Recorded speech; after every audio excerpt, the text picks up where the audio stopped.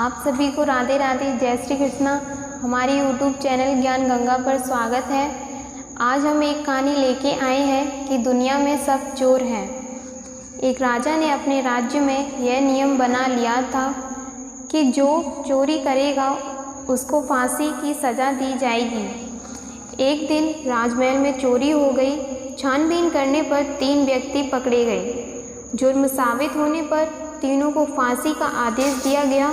2 व्यक्तियों को तो फांसी दे दी गई, किंतु जब तीसरे को फांसी देने लगे तब उसने फांसी देने वाले से कहा, भाई थोड़ा ठहरो, तुम लोग फांसी तो मुझे दोगे ही, मुझे एक रहस्य ज्ञात है, वह किसी को बता देना चाहता हूँ, जिससे दूसरों का सदा कल्याण होता रहेगा।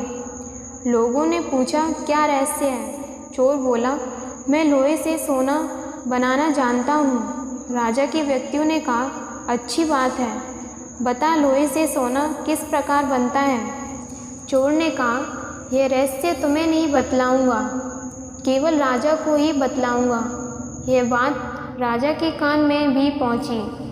राजा ने चोर को बुलाकर पूछा, क्यों भाई, क्या यह बात सत्य है कि तुम लोहे से सोना बनाना जानते हो?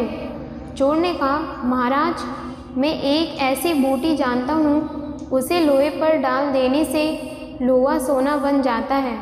राजा ने पूछा, कितने लोहे का सोना बना सकता है? चोर ने कहा, आप जितना भी चाहें, परंतु वह बूटी में जंगल में मिलती है। आप मेरे साथ 2 आदमी भेज दीजिए, मैं जंगल से बूटी लेकर आता हूँ। आप तब तक लोहा एकत्रित कराएं और अपने राज्य भर के लोगों को भी एकत्रित करवा लें। मैं सबके सामने सोना बनाकर दिखलाऊंगा। फिर वह चोर सिपाहियों के साथ जंगल में गया।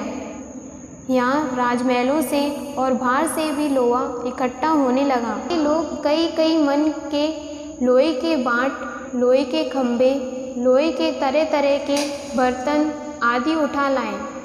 सबके मन में यह प्रबल अभिलाषा थी कि आज लोहे से सोना बनता हुआ देखने को मिलेगा। इधर राज्य के कृषक, दुकानदार, ठेकेदार तथा अनेक विभागों के कर्मचारी और मंत्री, मैनेजर आदि सभी एकत्रित हो गए। तभी वह चोर जंगल से बूटी लेकर आ गया। हाथ से मलकर उसने बूटी एक मेज पर रख दी।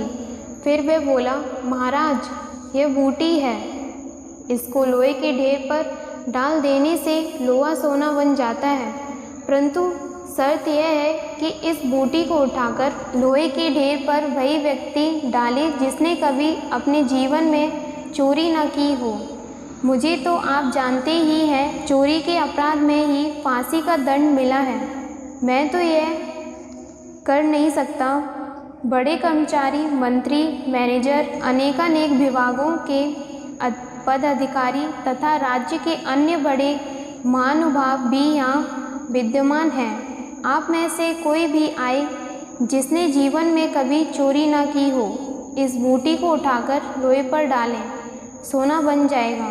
चोर राजा से बोला, महाराज, आप ही ऐसे व्यक्ति से कहें जिसने कभी चोरी न की हो, उसके हाथ से लोहे पर पड़ने से यह लोहे का ढेर देखते देखते ही सोना बन जाएगा। राजा ने कहा, हाँ, ऐसा हो सकता है कि जिसने कभी चोरी न की हो।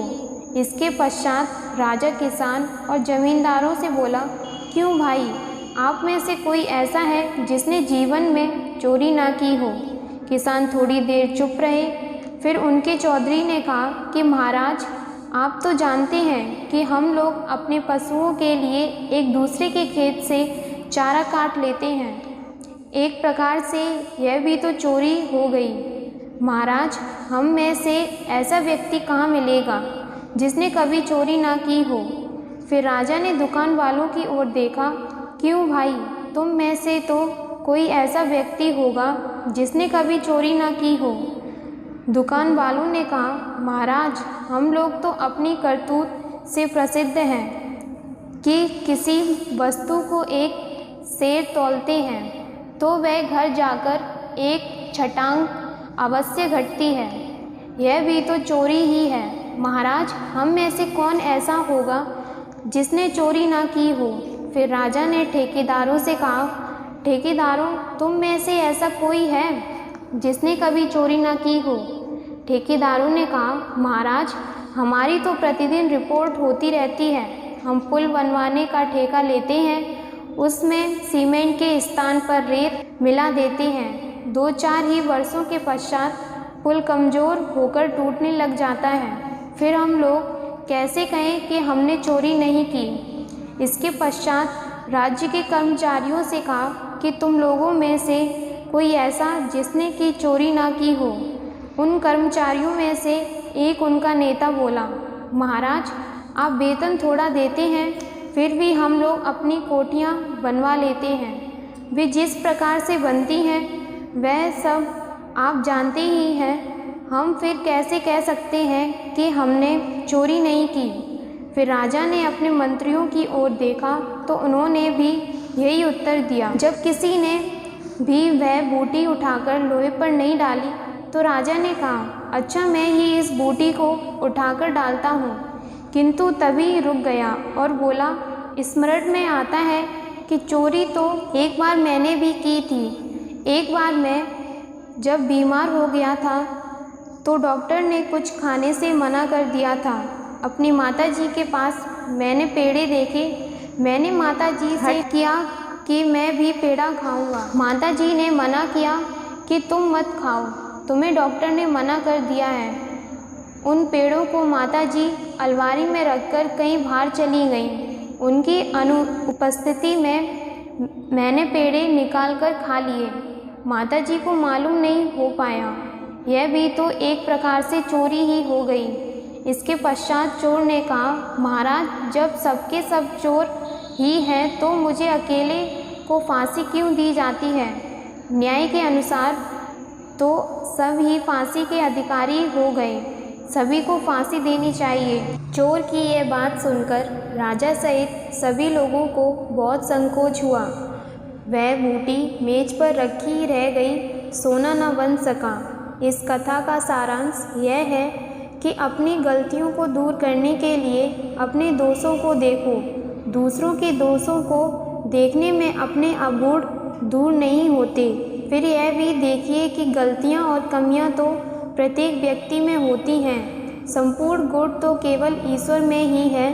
इसीलिए सत्य ही कहा गया है, इस दुनिया में सब चोर हैं, कोई छोटा चोर तो कोई बड़ा चोर। धन्यवाद।